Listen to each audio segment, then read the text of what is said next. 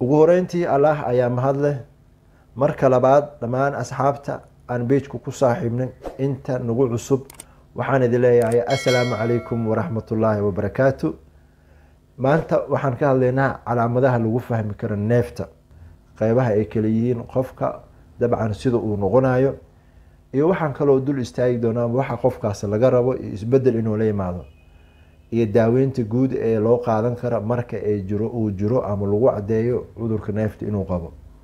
intaanan u gudagelin asxaabe waxaan idinka rabaa horta inaad subscribe-ka saartaan, share gareysaan. taasi waxay noo tahay dhiirigelin in dad badan ay kusoo xirmaan, asxaab badan kusoo xirmaan, meel dheerna uu gaari karo. cudurka neefta inkastoo uu yahay cudurada qofka ku daaha saameeya habdhiska neefmareenada bronchial tubes. haddaba maxaa ka mid ah calaamadaha neefta uu dareemayo? calaamadaha neefta uu dareemayo waxaa ka mid ah kow, dry cough, in qofkan had iyo jeer uu qufacayo, qufaciisuna uu yahay mid qalalan. dabcan waxaa lagu arkaa qufac tiro badan, had iyo jeerna uu ka cabanayo qufacaasna uu yahay mid aada u qalalan, wuxuuna u badan yahay waqtiyada habeenkii. qufaca qofka lagu arko ee neefta qabo had iyo jeer waxa uu badan yahay waqtiyada habeenkii. dabcan waxaa kaloo lagu arkaa qofka just tightness, inuu ku leeyahay feerahayga aada isugu dhegan yahay, taasoo ay tahay in bronchial tubeska ay noqdeen kuwa obstruction ah ama xiran, aysan neef badan ka gudbi karin. dabcan qofkana ay dhibaysa. waxaa kaloo qofka lagu arkaa short of breath, neeftiisu inuu sii yareynayo, inuusan neef badan uusan qaadan karin, neefta ay dhibayso, qufac badan oo qaleelna lagu arkayo. waxay ka mid yihiin dabcan calaamadaha si fudud lagu fahmi karo. qofka neefta qabo marka la dhageysto wuxuu sameynaa wheezing, waa marka dhakhtarka uu dhageysanayo calaamadaha uu ku fahmayo. waxaa laga rabaa marka qofkaas markuu isku arko in had iyo jeer dry cough uu yahay qufac qalalan, sidoo kale habeenkii qufaciisa uu aada u badan yahay, uusan fadhiisan karin, uusan jiifani karin, had iyo jeerna uu yahay dabcan qof aada ugu dhiban qufaca.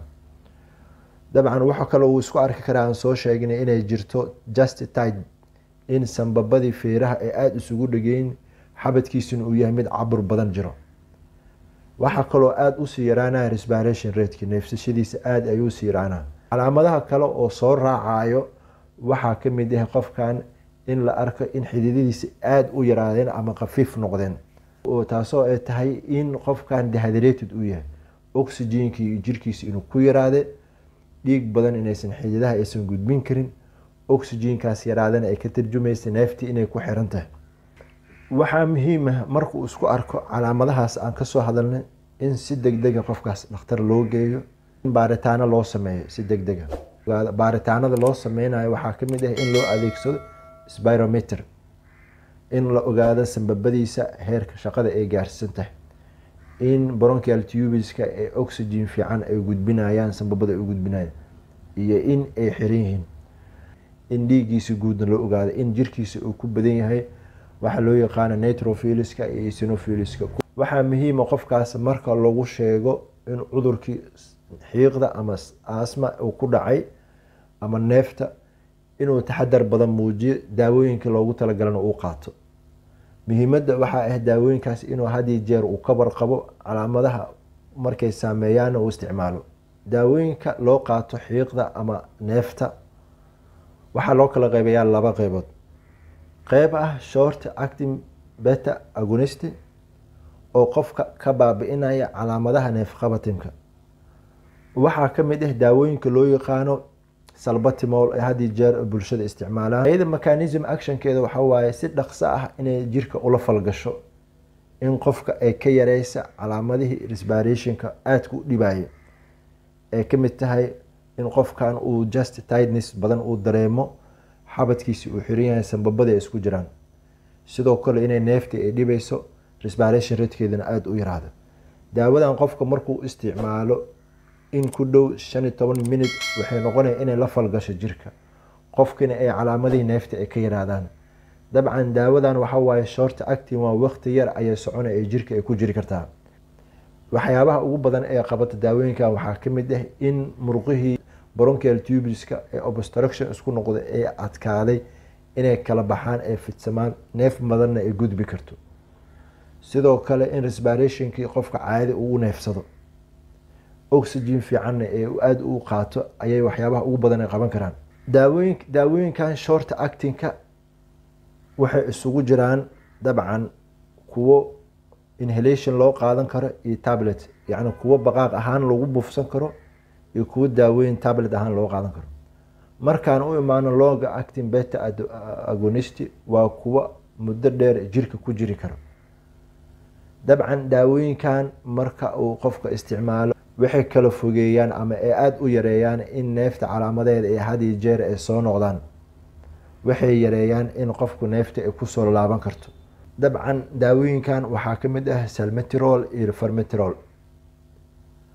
mechanism ama durationkooda wuxuu qaadanaa in ku dhow 36 saacadood in qofka jirkiisa ay ku jiraan calaamadihii neef qafatiminkana ay ka yaraadeen, durationkooduna aada u dheeryahay waqtiga jirka ku jiri karaan.